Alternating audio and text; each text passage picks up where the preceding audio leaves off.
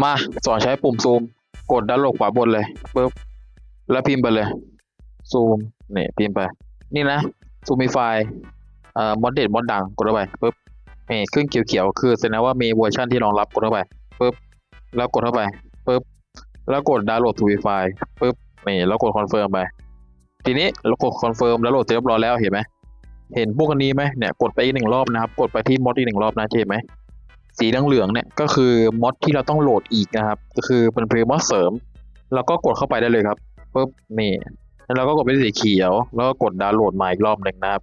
เสร็จแล้วก็ย้อนกลับแล้วมาอีกทีหนึ่งมอดนี้ยังไม่ลงปุ๊บนี่แล้วก็กดไปที่สีเขียวแล้วก็ลง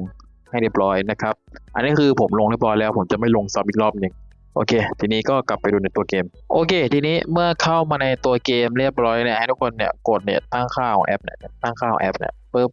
แล้วกดไปที่เนี่ย edit control layout เนี่ยกดไปปุ๊บทีนี้เห็นนี่ไหมเขาว่า add button เนี่ย add กดไปปุ๊บนี่เราจะได้ปุ่มมาปุ่มหนึ่งนะครับอันนี้คือปุ่มเปล่าๆนะทีนี้กดแล้วก็กดเข้าไปนี่เราก็สามารถเปลี่ยนชื่อได้ในเช่นผมจะตั้งชื่อว่า zoom นะครับแล้วก็อันนี้คือขนาดอย่างเช่นเอาสัก100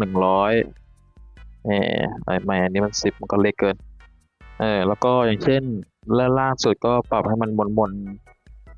อันนี้ก็ปรับสีขอบโอเคมันจะไว้ตรงนี้อ่าทีนี้ให้ทุกคนมาดูตรงนี้ครับว่า mapping ตรงนี้นะครับแล้วก็กดไปตรงนี้นะครับปุ๊บนี่คือการเลือกปุ่มว่าให้ปุ่มเนี้ยกดไปปุ๊บมันจะทำงานเป็นปุ่มอะไรผมก็จะเลือกปุ่มนี้เป็นปุ่มตัว Z นะครับนี่กดไปตรง Z เลยปุ๊บจนปุ่มมันจะเป็นแบบนี้นะครับโอเคจากนั้นเนี่ยให้ทุกคนเนี่ยกดตรงที่เนี่ยตั้งค่าของแอปเนี่ยกดนี่เลยกดรอบหนึ่งปุ๊บนี่ ทีนี้ควรจะเห็นครับว่านี่ save and exit นะครับกดไปเลยหนึ่งทีปุ๊บแล้วกด confirm ปุ๊บโอเคทีนี้ปุ่มตัวเนี้ยมันคือปุ่มตัว Z และปุ่มซูมที่เราเพิ่งสร้างมาเนี่ยโอเคทีนี้ให้กดย้อนกลับของโทรศัพท์มือถือหรือกดปุ่ม ESC ที่ตั้งเอาไว้นะครับปุ๊บแล้วทำตามของผมนะครับให้ทุกคนไปที่ option control key by โอเคทีนี้ก็เลื่อนลงมาด้านล่างนะครับว้าบ ปุ๊บนี่คุณจะเจอคำว่า zoomify ก็คือนี่คือ mod zoom นะครับและนี่คือ zoom hold นี่คือคำว่า zoom hold คือคำว่ากดค้างคือค้างคือว่าค้างก็คือให้กดค้างไว้นี่เห็นสีแดงๆตรงนี้ไหมสีแดงๆครอบๆรอบๆปุ่มคือมันกดไม่ได้นะครับก็คือมันซ้ำกับปุ่มอื่นอยู่ให้ทุกคนเนี่ยเอาเมาส์นะกดไปที่ปุ่มตรงนี้1 ทีปุ๊บนี่ จะเห็นสีเหลืองๆข้อปุ่มเห็นไหมจะเห็นสีเหลืองๆข้อปุ่ม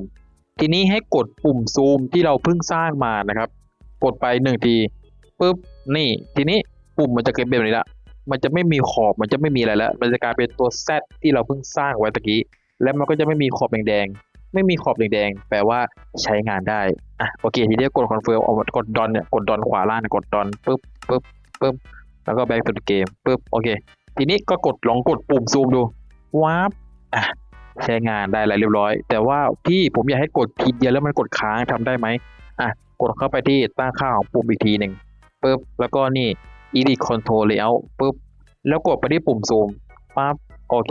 คุณเห็นคำตรงนี้ไหม toggle double กดไป1 ทีปุ๊บแค่นี้พอทีนี้เรากดที่ปุ่มตั้งค่าแอปหนึ่งรอบปุ๊บแล้วก็ save and exit ปุ๊บ confirm ทีนี้เมื่อเรากดปุ่มซูมทีหนึ่งเราไม่ต้องกดค้างเองละเรากดเลยปุ๊บนี่มันจะกดค้างให้แล้วมันจะขึ้นฟ้าๆเนี่ยคือมันกดค้างให้เราแล้วก็มอดตรงนี้เจ๋งคือมันสามารถเลื่อนได้50 เท่าเห็นไหมมันจะซูมได้ซูมอีกรอบหนึ่งซูมใน50 เท่าเห็นไหมเนี่ยมันซูมยันท็อตเลยนะเนี่ยซูมอันนี้คือหมดแล้วแต่ถ้าเกิดถามว่าปุ่มเลื่อนลูกกิ้งเมาส์คือปุ่มอะไรจะกดให้ดูนะนี่ปุ่มเลื่อนลูกกิ้งเมาส์ต้นจางมา2 ปุ่มนะ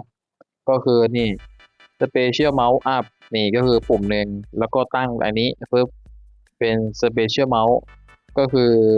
ไม่มันคือ Mouse Wheel Scroll Down แล้วก็ Mouse Wheel Scroll Up ประมาณนี้นะครับโอเคไปแล้วก็หวังว่าจะชอบคลิปนี้กันนะครับคลิปนี้ยาวหน่อยนะโอเคไปแล้วบาย